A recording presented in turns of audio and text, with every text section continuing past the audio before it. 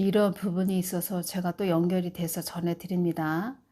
아시아 최악 수준, 급기야 국가 부도 위기, 이런 부분이 있습니다. 스리랑카 경찰이 시위대를 향해 물대포를 쏘아댑니다. 시위대가 물러서지 않자 이번에는 최루탄을 연거푸 발사합니다. 스리랑카에서는 최악의 경제난에 대통령 사퇴를 촉구하는 시위가 연일 이어지고 있습니다. 코로나19 상황에 우크라이나 전쟁까지 겹치면서 스리랑카는 국가 부도 위기에 내몰렸습니다. 외화가 바닥나 석유를 구해오지 못하면서 전력 공급마저 끊겼습니다. 인플레이션도 아시아 최악 수준입니다. 물가가 많이 올랐다는 것입니다. 스리랑카 콜롬보 주민이 이런 말을 했습니다. 우리는 기름도 분유도 차도 설탕도 가스도 아무것도 없어요. 또 페루에서도 격렬한 반정부 시위로 5명의 사망자가 나왔다는 것입니다. 이 모든 것이 우크라이나 전쟁 이후 연료와 비료 가격이 급등한 게 원인이라고 합니다. 이제까지 거진 3년째죠. 2020년 2월, 제가 알기로는 2월 25일부터 좀 코로나가 발생한 것 같은데 2020년, 2021년, 2022년 지금 3년째가 돼가고 있다는 것입니다. 페루에서도 격렬한 반정부 시위로 5명의 사망자가 나왔습니다. 우크라이나 전쟁 이후 연료와 비료 가격이 급등한 게 원인입니다. 페루 전역의 농업 비상사태까지 선포됐습니다. 페루 교육노조 사무총장 이런 말을 했습니다. 정부는 위기와 인플레이션을 타개할 계획을 갖고 있어야 하는데 아무것도 하지 않았습니다. 레바논도 상황이 심각합니다. 칠레도 심각하다고 합니다. 밀값 급등과 외화 부족으로 극심한 식량 위기에 직면했습니다. 우크라이나 전쟁에서 촉발된 경제 위기가 신흥국을 도미노처럼 덮치고 있는 겁니다. 세계은행은 우크라이나 전쟁 외에도 중국의 급격한 경기 둔화, 미국 금리 인상 등 3가지 악재가 겹쳤다면서 특히 올해 아시아 국가에 큰 경제적 충격파가 미칠 것으로 예상했습니다. 스리랑카에서도 대통령의 사퇴를 촉구하는 그런 시위가 연일 일어나고 있는데, 그리고 또 대통령 사퇴를 왜 촉구하냐? 코로나로 인해서 다 어려웠지요. 나라들이 어려웠는데, 말하자면 스리랑카도 정책을 잘못 펴서 나라가 국가 부도 위기까지 왔다는 것입니다. 그래서 우리는 지도자들이 자신의 행동에 대해 책임지기를 원합니다. 그렇게 스리랑카에서도 그래서 대통령 사퇴해야 된다, 이런 말을 하고 또 시위를 벌이고 있다는 것입니다. 어떻게 보면 한국하고 똑같네요. 한국은 지금 이런 정도까지는 아닌데 한국도 지금 위험한 상태라는 것입니다. 제가 개인적으로 볼 때는 윤석열 당선인이 다 덤탱이를 쓰는 건 아닌가. 어떤 경제 부분에서 경제적인 그런 부분을 전하시는 분이 윤석열 당선인이 독박을 쓰는 것은 아닌가, 뭐 이런 말씀을 하셨는데, 제가 볼 때도 좀 심각한 것 같습니다. 지금 신흥국들은 다 힘들다는 것입니다.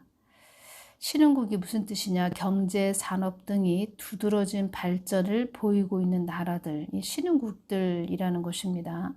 지금 심각해졌다는 것입니다. 그래서 제가 말씀드리고 싶은 부분은 또 무엇이냐? 지금 외국에 나가 있는 그런 선교사들 있지요.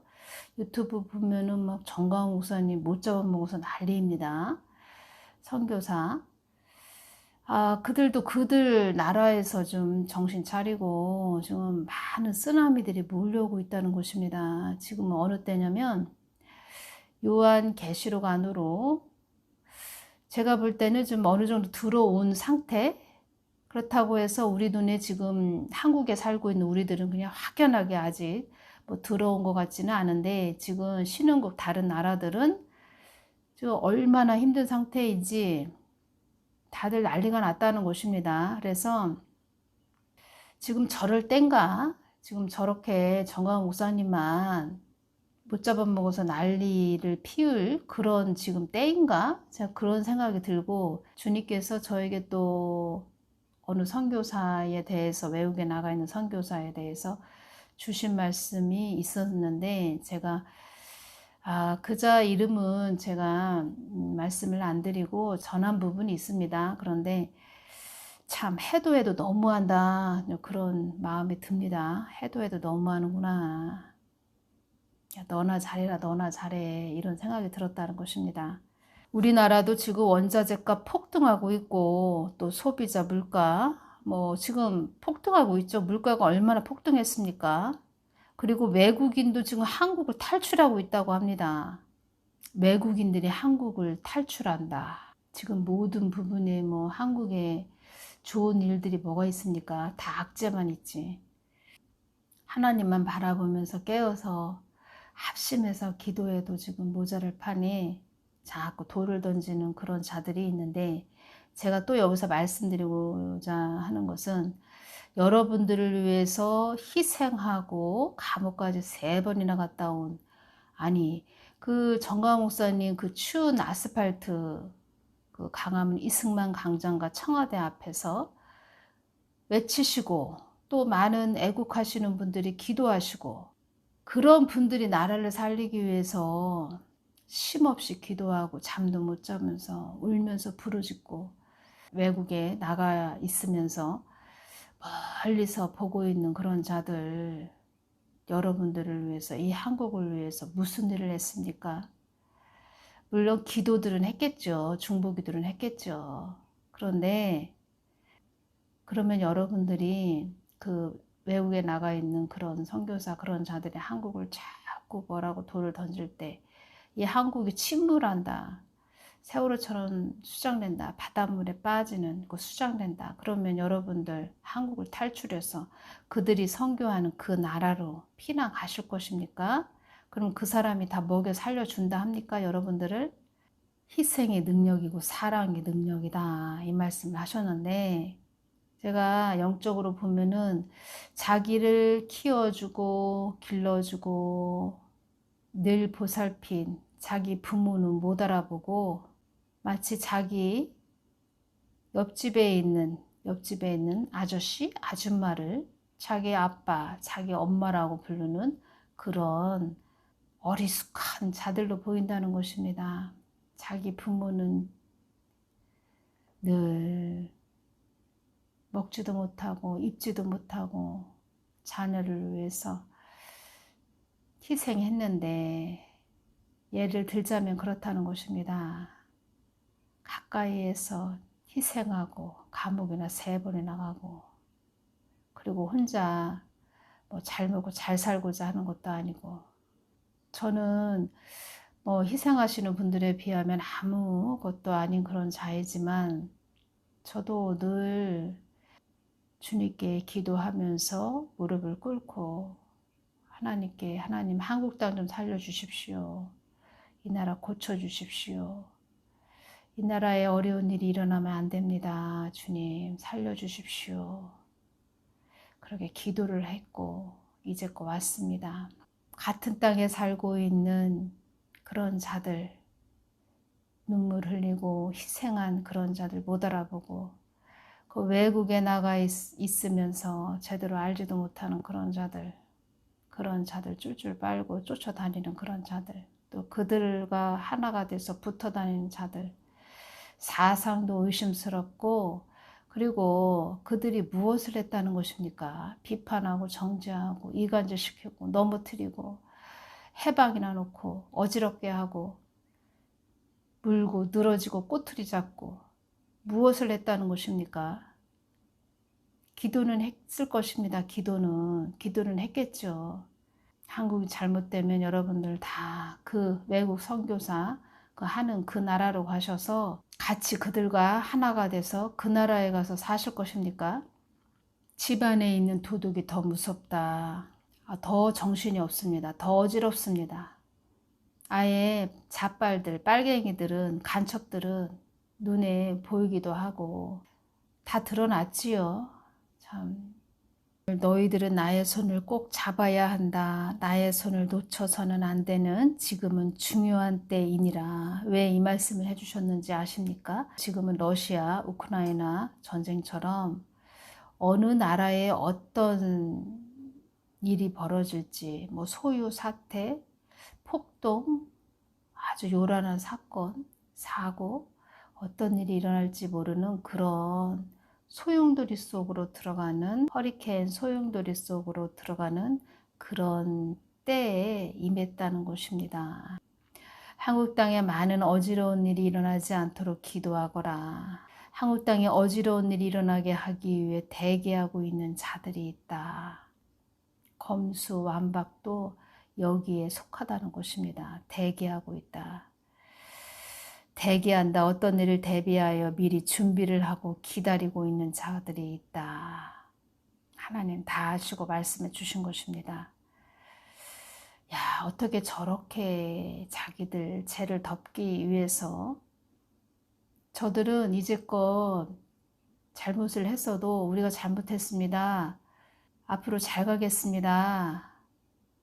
자기들이 잘못했습니다. 이런 말 한마디를 안 했습니다. 아주 뻔뻔하기가 이루 말할 수 없는 자들입니다. 근데 그 뻔뻔한 자들이 복음을 전하는 그런 자들 속에도 있다는 것입니다. 뻔뻔하기가 이루 말할 수가 없습니다. 2019년 9월부터 있었죠. 뻔뻔한 자들, 추잡스러운 자들 있었습니다. 이름에 국자 들어가는 자, 또 출시 있었고, 5년 동안 그런 자들 바라보는 것도 참 힘들었는데, 이제는 복음을 전한다는 그런 자들 속에서도 또 뻔뻔하고 추잡스러운 자들을 우리가 보고 있습니다. 하나님께서 다 지금 수면 위로 올라오게 하신 것입니다. 그들을 잘 분별을 하셔야 됩니다. 여러분들이. 다시 말씀드립니다.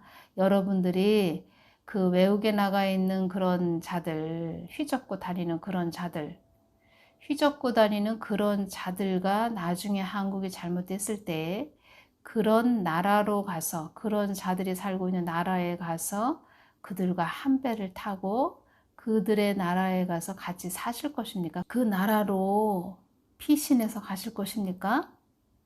2020년 8월 15일 정광 목사님께서 이런 말씀을 해주셨네요. 아직도 저들의 의도가 눈에 보이지 않습니까? 그들의 목적지는 낮은 단계 연방제 통일입니다. 결국은 일국가 이체제를 하자는 것입니다. 국방과 외교를 가운데 연방에 두고 개성공단 일부와 파주 일부를 잘라서 연방 도시를 만든 뒤에 북한은 북한의 정부를 세우고 대한민국은 남한 정부를 세워서 그래서 연방제 통일을 하겠다는 것입니다. 이것은 반드시 대한민국을 해체하고 북한에다 대한민국을 바치려고 하는 것입니다.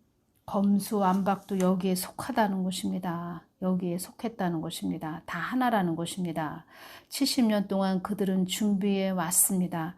이 연방제 통일은 원래 박헌영으로부터 나온 것입니다. 끊임없이 공작을 해서 이제 그들의 세력은 청와대를 점령했습니다. 모든 정보기관을 다 점령했습니다.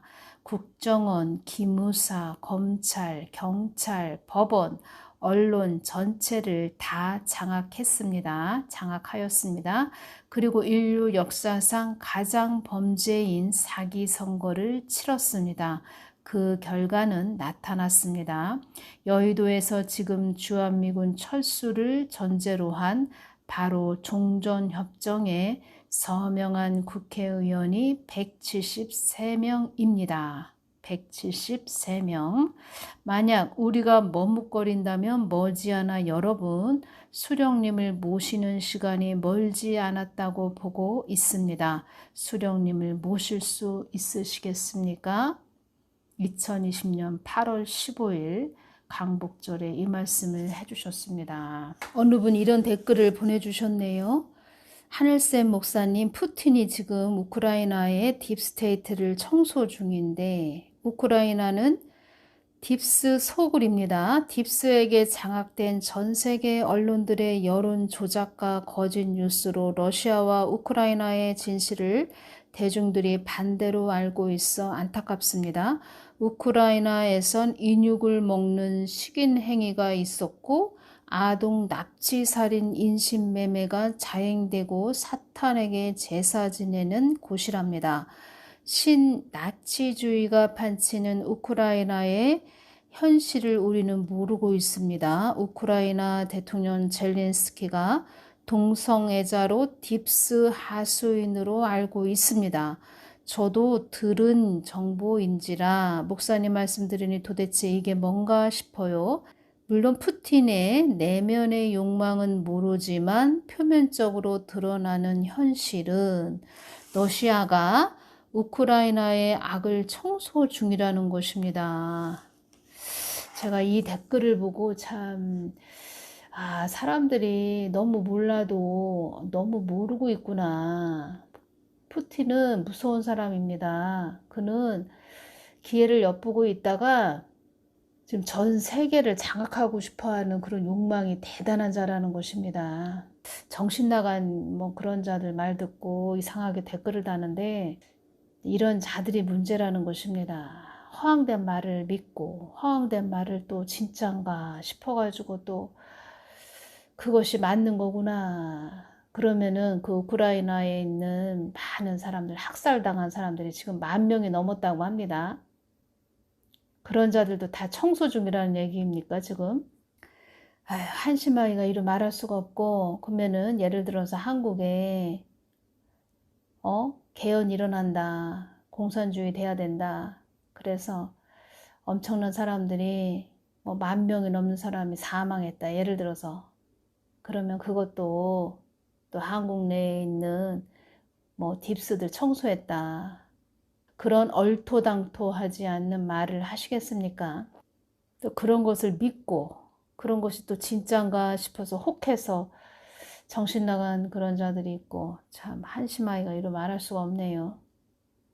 푸틴은 니무롯이라 이렇게 말씀을 해주셨죠.